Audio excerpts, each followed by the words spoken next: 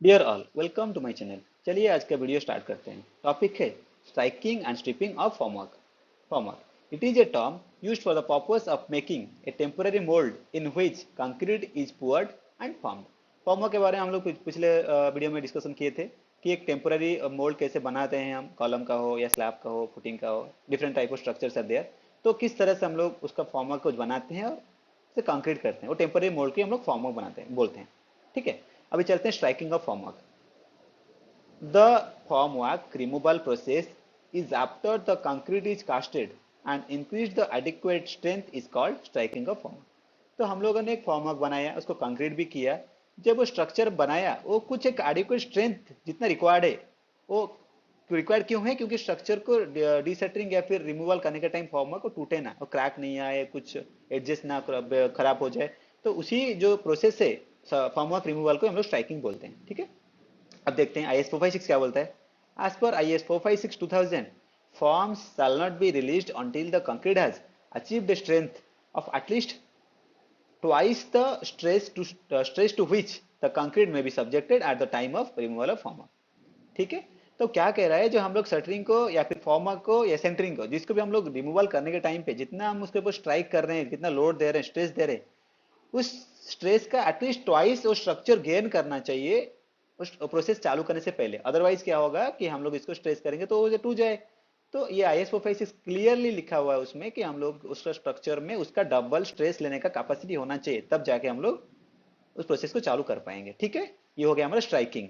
अभी स्लैब का भी स्ट्राइकिंग देख सकते हो किस तरह से बोर्ड निकाला जा रहा है। ठीक है, स्ट्राइकिंग करके अब आगे चलते हैं। Stripping period of formwork. पहले स्ट्राइकिंग, अब देखिए अब स्ट्रिपिंग क्या है। स्ट्राइकिंग और स्ट्रिपिंग दोनों एक ही काम के लिए यूज होता है, पर मीनिंग दोनों का थोड़ा सा अलग है। कैसे?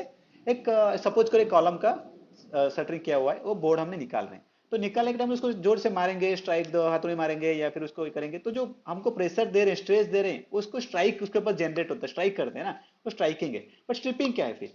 जो टोटल टोटल फॉर्म चारों साइड के जो निकाल देंगे, जो डी कवर कर लेंगे, जो कवर हुआ ना, कवर को उसको निकाल देंगे पूरा चारों साइड से, तो उसको बोलते हैं स्ट्रिपिंग। समझ में आया? स्ट्राइकिंग को है क्या है, उसके ऊपर जो लोड दे रहे हैं, स्ट्रेस कर दे रहे हैं हम लोग उसके ऊपर, वो स्ट्राइक है। और स्ट्रिपिंग क्या है? पूरा निकालना, टोटल अनस्ट्रिप करना। ठीक है, अभी देखते हैं। तो ये हमारा एक चार्ट हमने एक सीट हमने डाटा लिया हुआ है IS 456 का। अमेंडमेंट 5 में ये डाटा है, रिवाइज्ड है। तो इसको हम देखते हैं। ठीक है, उसमें कौन सा टाइम में किस किस किस स्ट्रक्चर का कौन सा स्ट्राइकिंग पीरियड है। तो उस स्ट्राइकिंग पीरियड को देखने से पहले हमको और दो तीन चीजें देखना पड़ेगा, जो कि बहुत मैंडेटरी है उसको स्ट्राइकिंग पीरियड को फॉलो करने से पहले।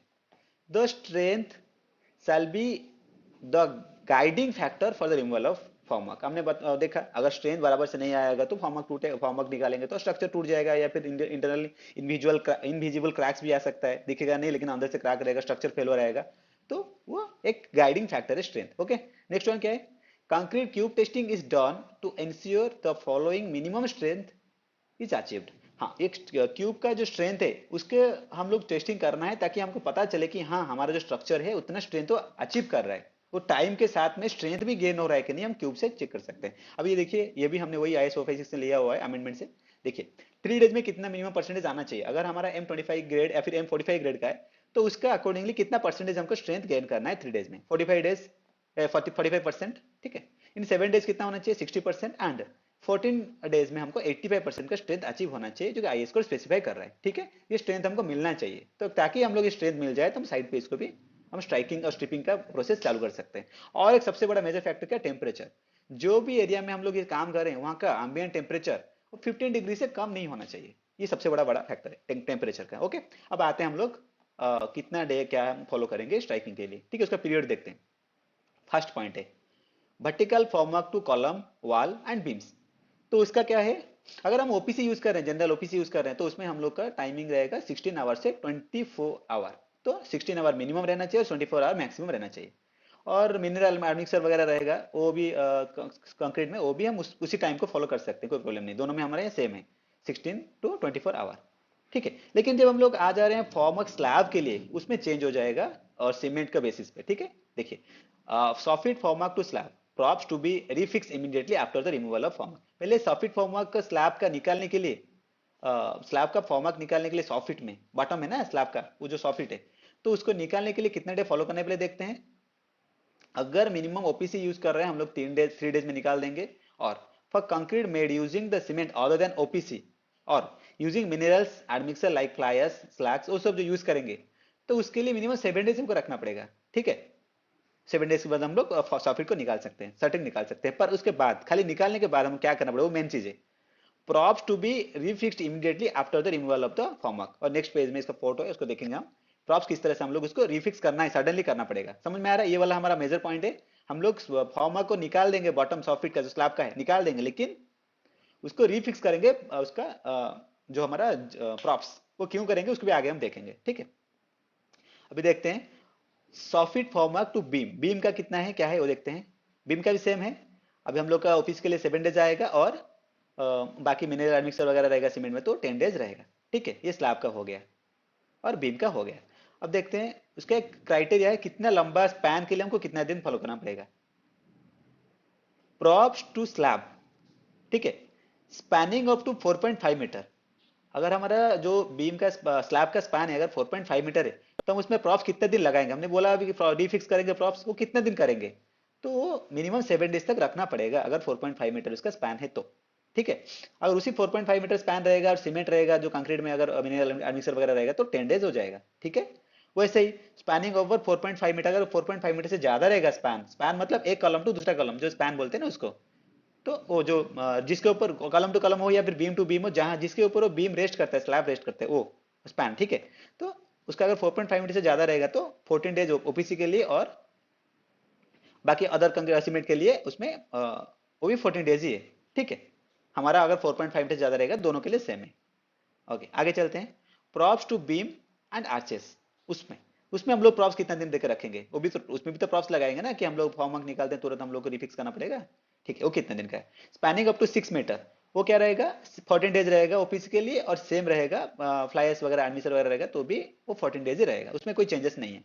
और स्पैनिंग ओवर 6 मीटर तो वो 21 डेज दोनों के लिए रहेगा। ठीक है, इस स्पैन के लिए, ये दोनों एक्चुअली जो रिफिक्स किया हुआ प्रॉप्स है उसके लिए स्लैब में और बीम में जो देंगे। ठीक है, उसमें एक बड़ा बड़ा मेजर नोट है, उसको देख लेते हैं।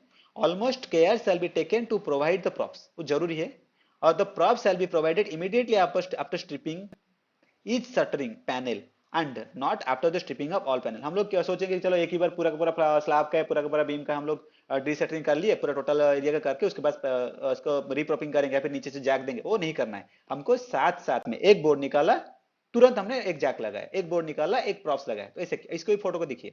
देखिए हम लोग ये डीशटरिंग हो गया, हमने नीचे से एक रीप्रॉपिंग किया, मतलब जैक लगाया नीचे सपोर्ट को लेने के लिए, जैक लगाया रीप्रॉपिंग। ठीक है, अब देखिए, अब पढ़ते हैं इसमें क्या है। The numbers of props left under the size deposition shall be such as to be able to safety carry the full load, full dead load of the slab beam arches and the in case of any live loads. अभी एक structure है, इसके ऊपर के column आ रहा है, beam आ रहा है, उसके ऊपर आर्चिस वगैरह रहेगा वो भी आ रहा है, इसके ऊपर वाला फ्लोर का भी बहुत कुछ आएगा। अगर हाई स्टोर बिल्डिंग हुआ तो उसके ऊपर और 10 फ्लोर भी हो सकता है।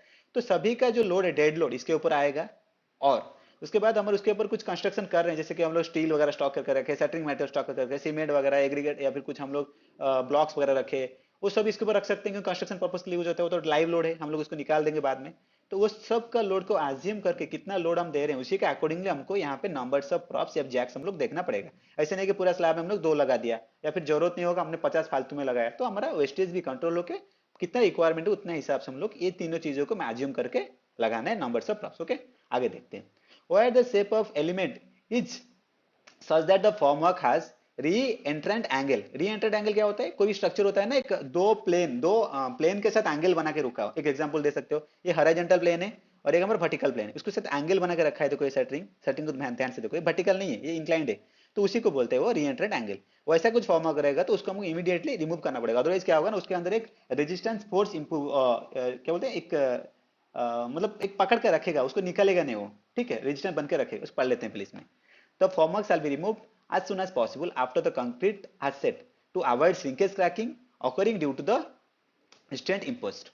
तो क्या है वो अगर उसको पकड़ के रख लेगा, रोक लेगा, क्योंकि वो जो ऐसे हॉरिजॉन्टल नहीं है, दूसरा प्लेन दो अलग अलग प्लेन के साथ इंक्लाइन करके रखा हुआ है, वहां से निकलने के लिए दिक्कत होगा, निकलेगा नहीं। अगर ज्यादा दिन हम उसको होल्ड करके रख लिए शटरिंग को तो उसको हम क्या करना पड़ेगा, फिर निकालने के टाइम श्रिंकेज क्रैक वगैरह होगा, क्योंकि उसका स्ट्रक्चर को उसको रिलीज करने के लिए दिक्कत होगा, वो कंक्रीट के साथ तो पकड़ के रख लेगा।